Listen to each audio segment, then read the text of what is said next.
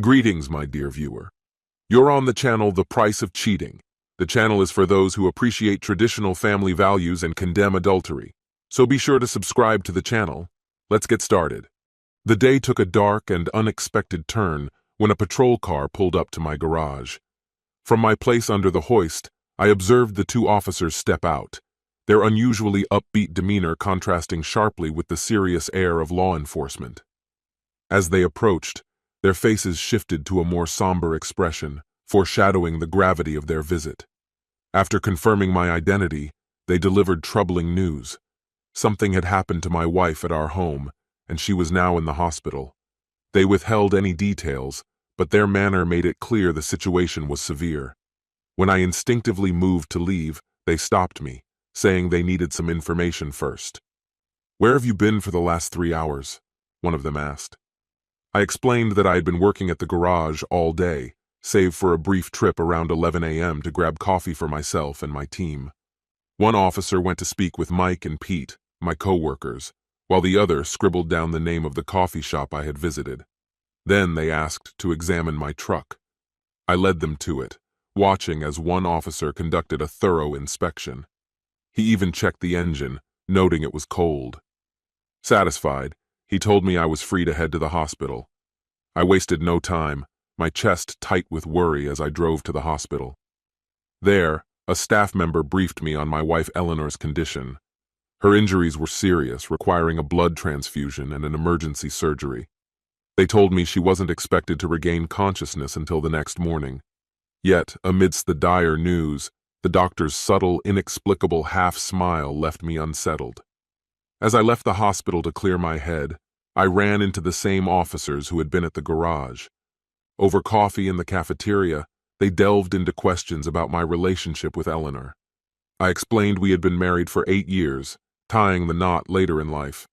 I mentioned that she had recently left her career as a defense lawyer to prepare for starting a family, a decision that had caused her some emotional turmoil, as she had prioritized her career for years. The officers then asked if I knew someone named Brandon Wilson. I told them I didn't. Their sudden evasiveness raised my suspicions, but they quickly excused themselves, leaving me with a growing sense of unease. I drove straight home afterward, skipping the garage since I trusted Mike and Pete to lock up for the night. My unease deepened as I arrived to find forensic investigators combing through the house and a detective waiting to speak with me. The detective introduced himself and began asking the same questions the officers had earlier, but he added one more. "Can you explain the blood found in the downstairs bathroom?" I was blindsided. "I have no idea," I replied honestly. Then I ventured a question of my own. "If this isn't an accident, are you following all leads, or am I your prime suspect?" The detective assured me they were pursuing multiple angles and mentioned that his colleague was currently speaking to someone named Mrs. Wilson. When I pressed for information about Brandon Wilson, he declined to answer. After they left, I went upstairs to the master bedroom. The scene was chaotic but not unfamiliar. I had witnessed it all just hours earlier. That morning around 10 a.m., while working at the garage, my thoughts had drifted to Eleanor. Lately, our once thriving intimacy had dwindled to near non-existence. Ever since she quit her job, she had been distant, either brooding over the life changes ahead or too tired to engage. I suspected she was grappling with the looming transition to motherhood, but out of respect, I hadn't pressured her. Still, I found myself longing for the early days of our marriage, when our relationship had been vibrant and spontaneous. On impulse, I decided to surprise her. I informed Mike and Pete that I would be out for a bit and offered to test drive a recently serviced car along the way. Excitement and nostalgia filled me as I drove home, imagining how I might rekindle the spark between us. That hope was shattered the moment I pulled into the driveway and saw an unfamiliar car parked outside. Annoyance mixed with curiosity as I entered the house, determined to greet the unexpected guest and reclaim some normalcy.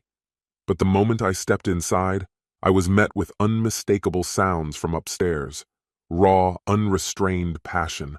A sickening dread washed over me. My hands trembled as I pulled out my phone, a reflex from years of documenting car inspections to prevent disputes. Heart racing, I climbed the stairs and pushed open the bedroom door, The sight before me was a gut-wrenching confirmation of my worst fears. Eleanor lay tangled in bed with a man I didn't recognize, their betrayal on full display. A storm of anger and heartbreak surged within me, but I fought to suppress it. Turning away was excruciating, but I knew I couldn't let my rage consume me. Instead, I left the room, my mind reeling with questions and emotions I had no answers for. The weight of my sorrow crushed me, and I collapsed just beyond the doorway, my legs refusing to hold me upright. Overwhelmed by the enormity of the betrayal, I barely noticed the rising crescendo of pleasure emanating from around the corner. Time seemed to warp and stretch, leaving me stranded in a haze of shock. Gradually, as my senses returned, I became aware that the fevered cries had subsided, replaced by subdued, muffled voices. Their casual conversation after such an act of treachery pierced me like a blade, intensifying the ache in my chest. I realized I couldn't stay. I needed to get away from the sounds to even begin sorting through the wreckage of my emotions. Desperately, I reminded myself of a crucial truth. All sensory input is filtered through the mind's emotional centers before logic can take hold. Acting rashly, fueled by this firestorm of emotion, would only end in ruin. For him, likely in a hospital bed, and for me, in a jail cell. I had to regain control. Forcing myself to stand, I moved as quietly as possible down the stairs and sank onto the couch. My legs were like dead weight, and even if I had the will to leave the house entirely, my body wouldn't cooperate. I prayed they wouldn't follow me, because I didn't trust my ability to contain the storm of anger roiling within me. I was a shell of myself, raw and disoriented by the absurdity of the situation. The betrayal was so stark, so incongruous, it felt like finding a priest in a den of iniquity. But as I put more distance between myself and the immediate sights and sounds of their treachery, clarity began to seep back in. Years of navigating high-stakes situations had sharpened my ability to think strategically, and now that instinct kicked in. A plan began to take form, bold, ruthless, and precise. It would have to be executed with such speed and efficiency that neither of them would have time to react. I refined the plan in my mind. I'd isolate them, pull him out of view, and handle him first. My approach would be calculated, striking places that wouldn't leave obvious marks, such as the stomach. Once I'd neutralized him, I'd return for her, ensuring both were stripped of their dignity and ejected from my home. With no visible injuries to implicate me and no witnesses, I intended for the law to remain blissfully unaware of what had transpired. The linchpin of my scheme lay in a relic from my time in the National Guard, a stun grenade or flashbang tucked away in my workshop. Years earlier, while cleaning vehicles after a training exercise, I'd stumbled upon it, forgotten and overlooked. The device emitted an overwhelming burst of light and sound, designed to incapacitate without causing permanent harm. Now, it would serve as the centerpiece of my plan. I prepared methodically, fastening a short length of rope to the grenade and tying a secure loop. With my preparations complete, I ascended the stairs, my stealth abandoned as renewed sounds of their depravity filled the hallway. Picking up my phone, which I had dropped earlier, I approached the bedroom. There he stood, oblivious, his eyes closed, while she knelt before him, utterly engrossed in her vile act. My stomach churned, but I forced my emotions into submission. His hands guided her movements, adding another layer of revulsion to the scene. Taking a steadying breath, I entered the room. With calculated precision, I hooked the grenade's rope to the light fixture, letting it hang ominously. I pulled the pin, slipped it into my pocket, and withdrew to the hallway, shielding my ears and shutting my eyes tightly. The explosion that followed was blinding and deafening, even through my precautions. The force rattled my body, and the light burned through my closed eyelids. When I rushed back into the room, I was unprepared for the chaos that greeted me. He lay sprawled on the bed, blood gushing from his groin as if a vital part of him had been violently torn away. She was crumpled on the floor, her face smeared with blood, her vacant expression horrifying. The room was a scene of unimaginable brutality, leaving me frozen in place for several moments. Shrieks echoed from the hallway, followed by the frantic pounding of footsteps and the slamming of doors. Panic gripped me as I realized the situation had spiraled far beyond my control. Peering back into the bedroom, I saw him writhing on the floor, clutching himself and screaming. Blood marked a trail leading to the bathroom where she had evidently fled. Determined to erase any trace of my actions, I retrieved the grenade's mechanism and shoved it into my pocket. Navigating the bloodied floor with care, I followed the trail to find her retching over the toilet. Whatever sympathy I might have felt for her dissolved entirely. On the floor nearby lay something small, warm, and grotesquely organic. Steeling myself, I picked it up and flushed it down the downstairs toilet on my way out. Driving away, I maintained a calm demeanor, careful not to draw attention. The isolation of our home worked to my advantage. There were no prying neighbors to witness my flight. As I reached a roadside bin, I emptied my pockets of anything incriminating before continuing to my garage. There, my employees, Pete and Mike, greeted me, their grease-streaked hands and familiar banter a stark contrast to the horrors I had left behind. I said nothing of the night's events. Some things are better left unspoken. They hurried over the moment they noticed how distraught I looked. "Listen up," I began, my voice shaky. "I need you to vouch for me, for the past 45 minutes. Can you do it?" "Of course, we've got your back," they responded in perfect unison. "Hold on," I cautioned, raising a hand. "You might want to hear the whole story before committing. What I've done? It's serious. Really serious. You may regret saying yes once you know." The heavy tone of my words silenced them. I made my way to the office, pulled out a pair of filthy old coveralls and threw them on. To complete the appearance, I smeared an oily rag across my skin. The police would likely be arriving soon, and I needed to look the part. When I finally shared the briefest version of what had transpired, their initial shock gave way to an unexpected reaction. Mike cracked first, struggling to contain a laugh before he erupted into full-blown hilarity. His laughter was infectious, and soon Pete was roaring too. I couldn't help but join in. It was equal parts absurdity and a desperate attempt to release the tension. For a solid 5 minutes, we were incapacitated by laughter. After firm handshakes and assurances of support, they returned to their tasks, leaving me to confront the chaos alone. Over the next hour, I could hear their random chuckles drifting from their workstations, a bizarre soundtrack to the turmoil in my mind. Meanwhile, I couldn't shake the thought that Eleanor, my wife, would soon have to reckon with the way she had alienated my co-workers over the years. Cleaning up blood is a grueling task. That night, I only managed to tackle the bathroom floor. The bed linens were trashed, and I mentally added, "replace carpet and curtains" to my growing list of things to do. I focused on scrubbing and avoided both the incessant phone calls and the pounding at the door. The media had pounced on the story. Infidelity, scandal, and a man's manhood bitten off made for irresistible headlines. After one particularly aggravating call, I yanked the phone cord from the wall. Left in the silence, I grappled with my conscience. Did I feel remorse? Strangely, no. I had always loathed infidelity. Over the years, I'd seen too many friends become bitter and withdrawn after discovering their partner's betrayals. Until that day, I would have sworn Eleanor shared my disdain for cheaters. Her actions had left me reeling, trying to make sense of it all. Our relationship had seemed solid, our love life satisfying, or so I had believed. As I reflected on the past few months, a specific moment came back to me.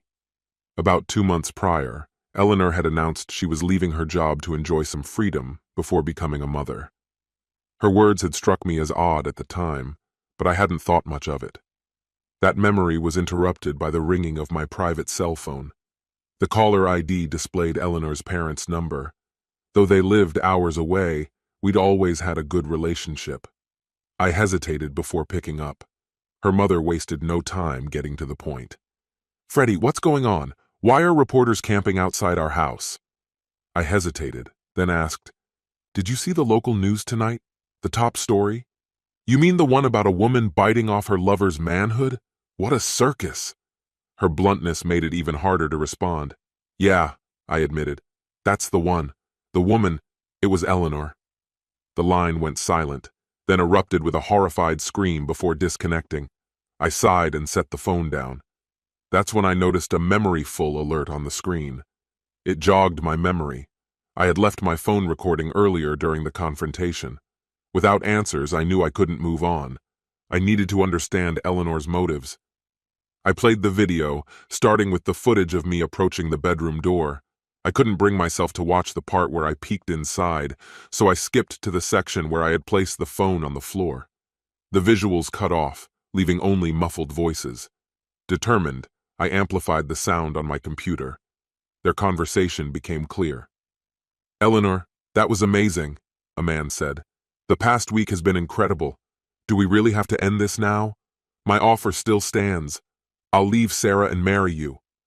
Eleanor's reply was sharp. "Absolutely not. A marriage built on infidelity? No thanks. I love Freddie too much to hurt him. He's an incredible husband and will be an amazing father." He scoffed. "If you love him so much, why are you here with me?" Her response left me stunned. "Because I do love him. Freddie is my soulmate, my everything. But I needed this. One last fling before committing fully to being a wife and mother." The rest of the recording blurred as a wave of emotions hit me. Eleanor's twisted logic was incomprehensible. How could someone claim such deep love while committing such a profound betrayal? The weight of her words shattered something inside me, leaving my world irrevocably changed. Our connection in the bedroom defies comparison. With him, I've experienced a depth of intimacy I never imagined possible. It feels like a rare blessing to be loved by a man who would stand by me through anything, even the changes and challenges of bearing his children. I dream of nothing more than spending my twilight years in his embrace, surrounded by the laughter of our grandchildren. "Well, that was quite the declaration," he said, jolting me out of my thoughts. "But it begs an obvious question." "What question is that?" I replied. He didn't pause. "Why are you really here with me?" Eleanor, to her credit, took her time responding. For nearly half a minute, she remained silent, as though carefully weighing her words. "I suppose I miss the freedom," she said at last. "I didn't settle down until I was 31, and before that I lived a pretty wild life." Her candor was disarming. She continued, "I miss the excitement of walking into a bar and catching someone's eye, the thrill of knowing they were interested, flirting, playing the game, feeling alive in the moment. Recently, Freddie's been away hunting most weekends, and 3 weekends ago, I let nostalgia get the better of me. I went out, met someone, and it led to a one-night stand. Not amazing, but not awful either." She paused, watching him closely. "Then last weekend, I found myself in another bar, and that's where I met you. And well, here we are." "Wow, Eleanor," he said, shaking his head. "That's brutal." "Think of it as one last adventure," she said with a nonchalant shrug. "And don't act so righteous, Mr. Big. Come here." She reached for him, her touch breaking the tension. "I said it ends today, but I never said it had to end right this moment." I turned the volume down. The pretense of meaningful conversation had evaporated. Still, I took a grim sort of solace in knowing that the problem wasn't entirely me. The days that followed passed uneventfully but felt hollow. The reporters outside my home eventually left after 2 days, leaving an uncomfortable quiet in their wake. A call came from a hospital administrator, relaying a request from Eleanor. She wanted her pajamas. I decided not to comply. The hospital gowns would suffice. 2 days later, her father reached out, offering a heartfelt apology for his daughter's actions. He even hinted at staying in touch, suggesting that his recently divorced other daughter might be an option for me. I declined, politely but firmly. That would be far too bizarre. By the end of the week, Eleanor was back in the headlines. The media had uncovered unsavory details about her lover's past. Apparently, he was a serial philanderer. They also gleefully reported that while doctors had managed to reattach his manhood, the chances of it ever functioning normally again were slim. The following week took an unexpected turn when Sarah Wilson, Eleanor's rival in this debacle, paid me a visit. She was striking, though her eyes betrayed a deep sadness. She explained that she'd heard I might have evidence useful in her divorce case. I acknowledged this, but warned her that using it could implicate me as well. She understood and apologized for even bringing it up. Moved by her sorrow, I decided to share a small part of the aftermath. I played her a brief clip of the footage. Her husband's agonized screams visibly shook her, but she quickly regained her composure. When she left, there was a glimmer of relief in her expression. On impulse, I told her she could return if she ever needed someone to talk to. To my surprise, she did. That meeting wouldn't be our last. The most surprising visitor came the following Saturday, a detective who had worked the case. Dressed casually in jeans and a shirt, he greeted me at my door. "Good afternoon," he said. "I won't take up much of your time. I just wanted to let you know that due to a lack of evidence, I'm closing the case." I thanked him, and as he turned to leave, he hesitated. "One last thing. When I retire, will you finally tell me how you pulled it off?" I smiled but remained silent. The next week, a letter arrived from Eleanor. Its contents were both surprising and heartfelt. "Dear Freddie," it began, "shame overwhelms me when I think of what I've done to you. I understand completely why you haven't visited me and wouldn't blame you if you never do. I never foresaw the full consequences of my actions, the pain I've caused, my parents disowning me, the future I threw away. I destroyed your love, trust, and respect, and I will carry that regret forever. If you're ever willing, I'd like to explain my choices, though I understand if you never want to hear from me again. For now, know that I take full responsibility.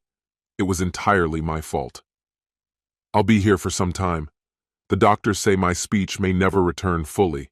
Apparently, I swallowed part of my tongue when I bit it. There's talk of experimental therapy, but I don't have much hope. Take whatever you want in the divorce. I only ask that you leave me on your insurance for a little longer. I wish you all the happiness in the world. I hope my actions haven't ruined your life as much as they've ruined mine. With regret and love, Eleanor." The letter touched me more than I expected. After much thought, I decided to change my earlier stance. I resolved to bring her pajamas to the hospital, but first, I needed to find Mick and Pete's numbers. After everything they'd done for me, they definitely deserved a drink, or maybe an entire keg. This concludes the story. If you like it, then put your powerful like and subscribe to the channel. Greetings, my dear viewer. You're on the channel The Price of Cheating. The channel is for those who appreciate traditional family values and condemn adultery. So be sure to subscribe to the channel. Let's get started. As Melody stepped into the house, her voice was tinged with surprise and a touch of annoyance. "Barney? What are you doing here?" she asked, her eyes narrowing as they landed on me at the kitchen table, clearly not expecting to find me home. Behind her, partially hidden, stood a tall, younger man, his posture stiff. My wife of 30 years, Melody, looked as striking as the day we met. Her chestnut hair fell in soft waves past her shoulders, and her professional outfit, a pristine white blouse paired with a sleek black skirt, showcased her elegance. The blouse, unbuttoned at the top, revealed a hint of cleavage, a subtle nod to her enduring confidence and allure. It reminded me, fleetingly, of why I had fallen for her all those years ago. Without addressing the absurdity of her question, I responded in a dry tone, "I live here." Her annoyance sharpened. "Obviously," she snapped. "But why are you home at 3:30 in the afternoon?" For a moment, memories flooded back, memories of the life we'd built together. I often told people I'd fallen for Melody the moment I laid eyes on her. She had been the administrative assistant during a business meeting I attended, and her mix of charm and professionalism captivated me instantly. By the end of that day, I had worked up the courage to ask her out. From there, our story had unfolded. The man behind her finally stepped into view, his sharp features betraying a flicker of unease.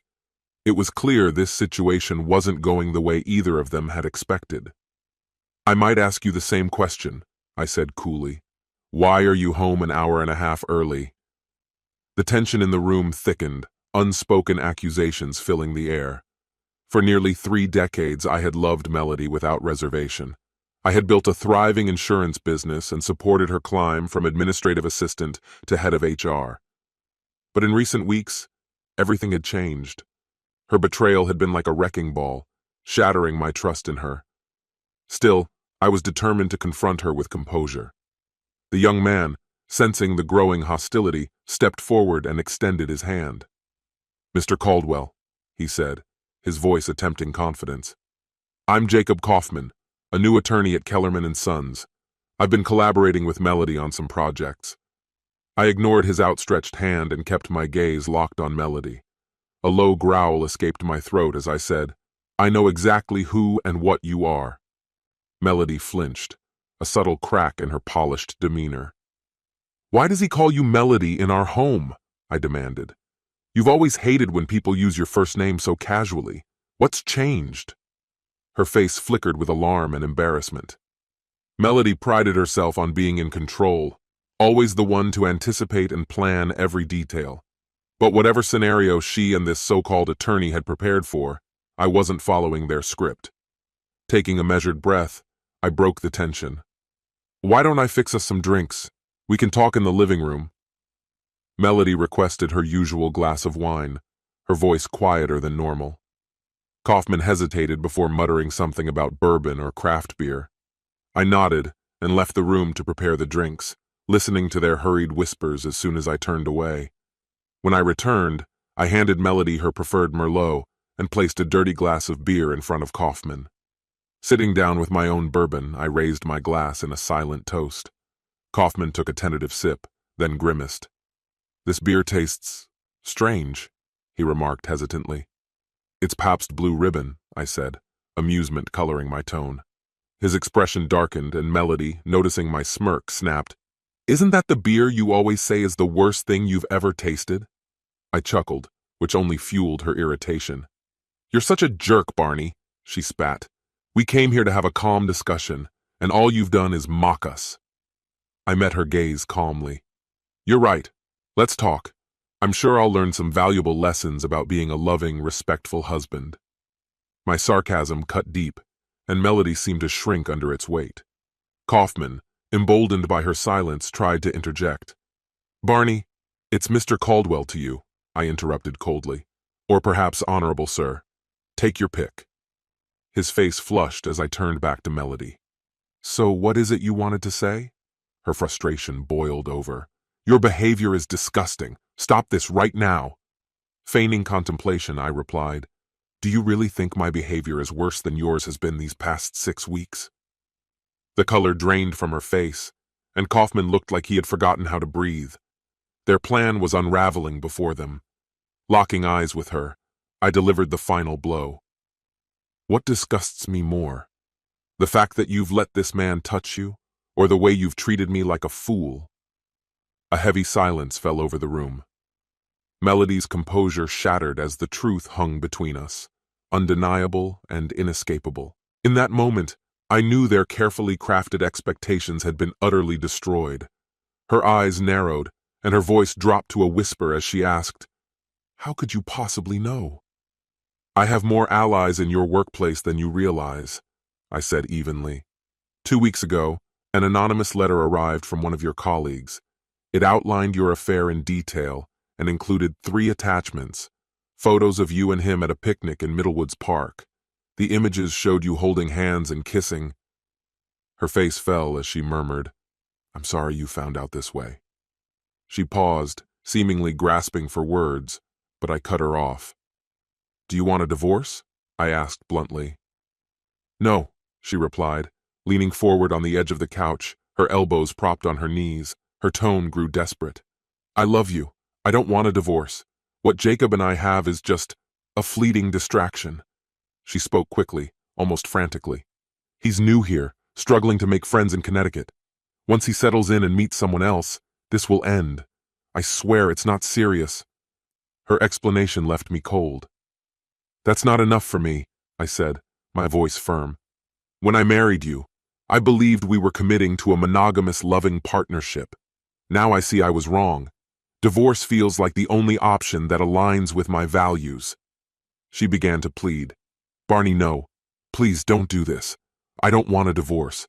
And deep down, I don't think you do either. This was a one-time mistake, a momentary lapse. It's over now, and it won't happen again." Her voice wavered, and then she continued. "I was drawn to Jacob. I needed something exciting in my life, but I promise, it's done. I'll never stray again. I sipped my bourbon, allowing a heavy silence to settle before responding. Your promises mean nothing to me now. You've lied, and everyone knows it. You've shown yourself to be not only unfaithful, but shamelessly so. Her cheeks flushed with anger, but I pressed on. Why should I believe this is the first time? For all I know, you've been doing this for years. Her voice shook as she tried to reason with me. Barney, think about what we've built together. Kelly is married now. We're at a point where we can finally slow down and enjoy retirement. This thing with Jacob, it's nothing. It'll be forgotten soon enough. I rose from my seat and headed to the study, leaving my glass behind. When I returned, I found the two of them huddled on the couch, whispering as if conspiring. Jacob looked up hesitantly and asked, "May I say something?" "Go ahead," I replied, my tone dripping with disdain. He took a deep breath before starting. "Melody is right. This is nothing more than a brief affair. I deeply regret involving a married woman, and it's not something I've ever done before. But we connected. She's an extraordinary person." He added, "I understand why you're considering divorce, but think about it carefully. You've spent decades together. Is it really worth ending everything over this?" Jacob then pivoted, his tone turning calculating. "Melody also mentioned the prenuptial agreement her father made you sign. She was worried it could strip her of assets in a divorce, but as a lawyer I can assure you that a document like that, after nearly 30 years, won't hold up in court. Laws change, and language becomes outdated. Any competent attorney could render it useless." I couldn't help but laugh bitterly at his audacity. Turning to Melody, I asked, "Why would you trust legal advice from a corporate lawyer who barely scraped through one of the worst law schools in the country?" Jacob began to protest. "How do you—" But I cut him off. "One of my guiding principles is to always know my enemy." I shifted my gaze back to Melody. "What's your plan now?" I asked icily. She hesitated before speaking. "Jacob and I are going to spend the weekend together. I'll stay at his apartment tonight, and tomorrow we'll go to New York. I'll be back by Sunday evening." Her boldness was staggering. The weight of her betrayal hit me like a blow. "So, not only have you shared your body with him, but now you're sharing our New York tradition? Those weekends were sacred, filled with concerts, Broadway shows, and memories we built together. You've destroyed all of it." She tried to respond, but her words didn't reach me. My mind was screaming for closure, an end to this torment. Turning to Jacob, I asked coldly, "Does your wife mind that you're sleeping with mine?" "Barney, stop!" Melody interjected. "Jacob is a widower. His wife died of cancer years ago." Even Jacob flinched at her words, guilt etched across his face. I smirked. "Unlike you," I said to her. Then, turning to him, I asked, "Is that true? Are you a widower?" Jacob hesitated before stammering, "Yes." I pulled out a folder from my bag and began reading aloud. "Dr. Cynthia Kaufman, emergency surgeon at St. John's Ascension Hospital, Detroit. Husband, Jacob. Daughters, Katie, 11, and Lacey, 9. She'll be relocating to Hartford soon to join her husband after their school year ends." Melody's face turned pale. "You lied to me," she whispered. I couldn't contain my laughter. A liar deceived by another liar. What poetic justice! Jacob reached for Melody's hand, but I no longer cared. "Melody, I'm sorry," Jacob said, rising to his feet. "Let's go to my place and talk this through. We'll spend the weekend in New York and figure out what's next. Afterward, you can go back to being a wife, and I'll prepare for my family to join me." Melody hesitated before standing and taking his hand. She looked at me one last time. "After this weekend, I swear it'll be over." I planned to return home on Sunday, prepared to resume the role of the devoted wife I had always been. When I looked into Melody's eyes, it felt like an eternity passed. Her gaze held steady, searching, as if trying to uncover truths I wasn't ready to voice. I wondered if she could sense how the cracks in my heart were splintering further, threatening to break me completely. For a while I stayed silent, letting them indulge in their fantasy, weaving a narrative where their relationship wouldn't unravel my life. But the time for silence had passed. Now it was my turn. "Please sit down," I said, my tone measured but firm. I need about 30 minutes to explain the changes ahead.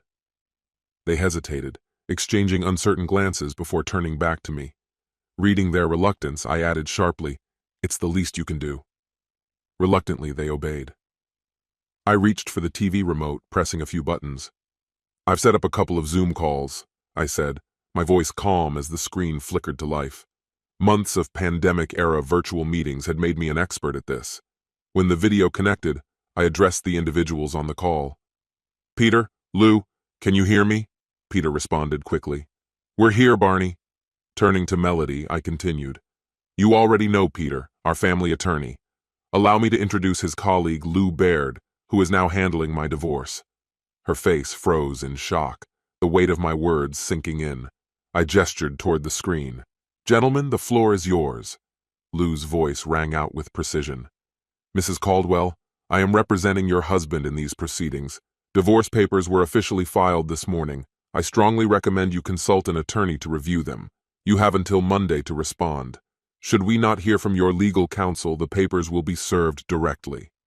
He didn't falter as he continued. "The filing cites infidelity as the grounds for divorce, supported by a private investigator's findings. The report contains comprehensive evidence, audio recordings, video surveillance, and telecommunications, documenting your affair with Mr. Kaufman." I placed a thick folder on the coffee table, the sound punctuating Lou's words and making both Melody and her lover flinch.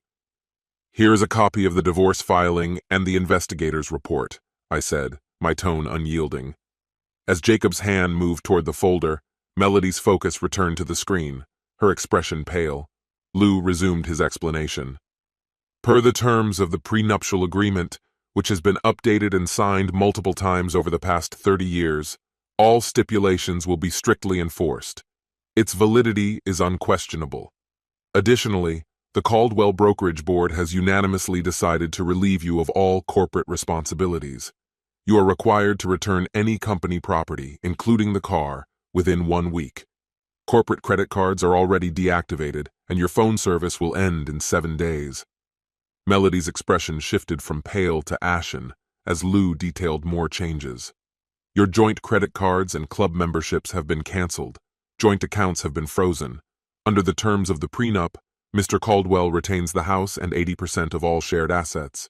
Expedited eviction will be requested, and we will argue that your co-owned property with Mr. Kaufman is suitable for relocation. No spousal or child support will be provided." Lou paused. "Anything you'd like to add, Barney?" "That covers everything," I replied, leaning back. The screen went dark, leaving the room heavy with tension. Melody shot to her feet, panic and fury bubbling over. "Wait! I need them back! I have questions!" I couldn't suppress a bitter laugh. "You'll need your own lawyer for that, Melody." Her rage boiled over.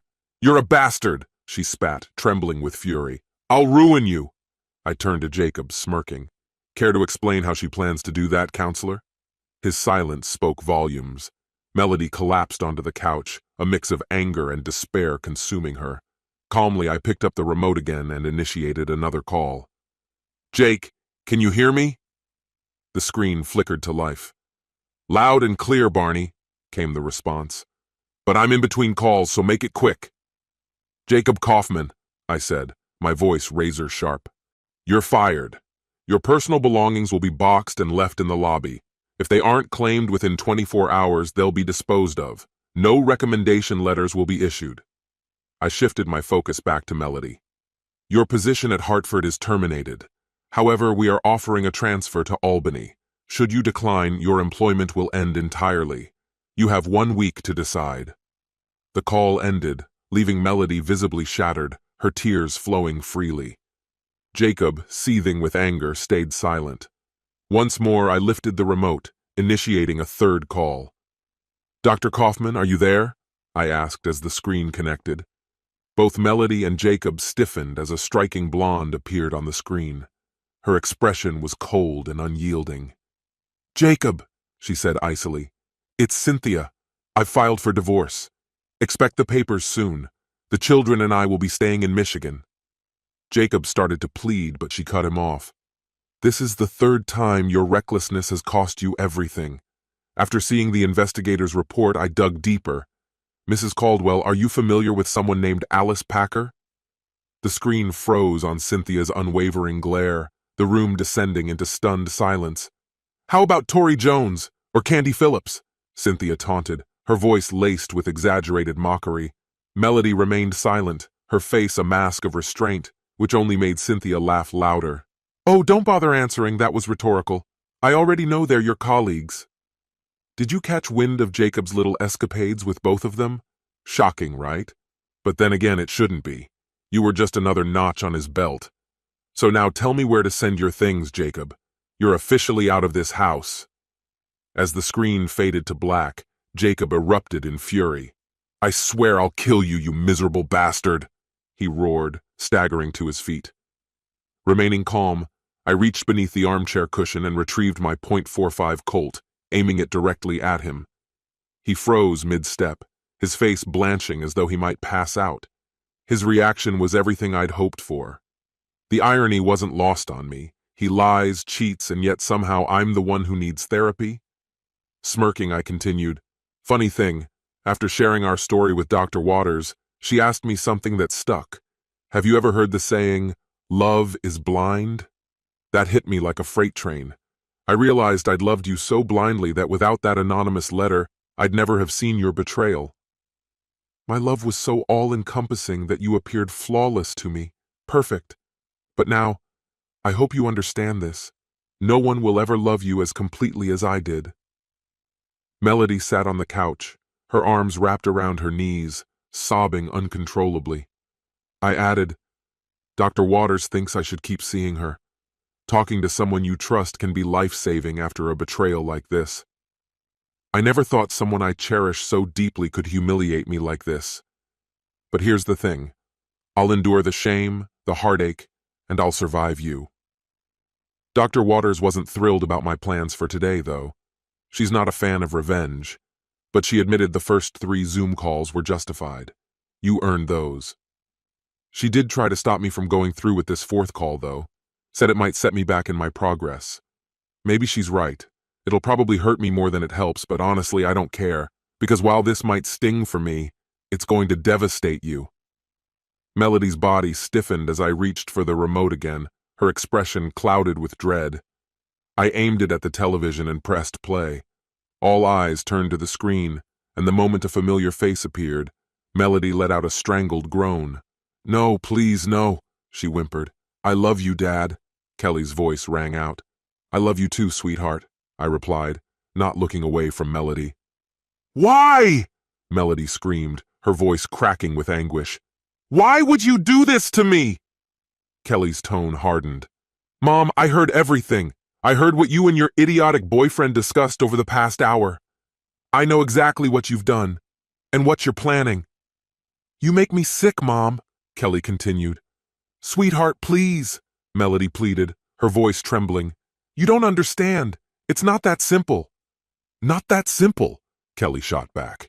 I'm 26, married, and living a stable, happy life. This isn't complicated. It's disgusting, selfish, a complete disgrace. Melody's breathing grew uneven. Kelly, please listen. I've been so lonely since you left. I've missed you so much. It's like I've been wandering in a fog. So now it's my fault? Kelly's voice dripped with disbelief. You're really blaming me for your lies, your betrayal, for the pain you caused Dad. You're unbelievable. Melody dissolved into louder sobs. Kelly, please don't shut me out like this. I'll come to Boston this weekend and we can talk. I need to see you. That's not happening, Kelly said firmly. First, because you'll be in New York with your broke, jobless, recently divorced boyfriend. Don't bother denying it. Second, Scott and I are hosting a gathering with family and close friends, a space where you don't belong. What gathering? Melody stammered, her voice cracking. Kelly, please tell me, I'm your mother. That's none of your business, Kelly snapped. But since you're so desperate to know, I'll tell you I'm 3 months pregnant. We're expecting a baby girl in February, and you're not invited. Melody's cries grew frantic. Kelly Ann, you can't do this. I'm your mother. I demand to be part of this. Not a chance, Kelly replied icily. I want my celebration filled with love and joy, not your lies and deceit. Goodbye, Mom. The screen flickered off for the final time. As Melody crumpled on the couch, her sobs shaking her body, I stood up, tucking the gun into my waistband. "I'm heading out for dinner. Be gone by the time I get back." Turning to Melody, I added, "Take your clothes and anything essential. You're not stepping foot in this house again until the divorce is finalized. That should take about a week." I glanced at her boyfriend. "You've seen what I'm capable of. You've got 3 days to leave the state. If you're still here by Monday, I'll make sure you regret it in ways you can't imagine." As I opened the door, I cast one last look at the shattered pair. "Enjoy your weekend in New York. The weather's supposed to be lovely." And with that, I walked out. This concludes the story. If you like it, then put your powerful like and subscribe to the channel.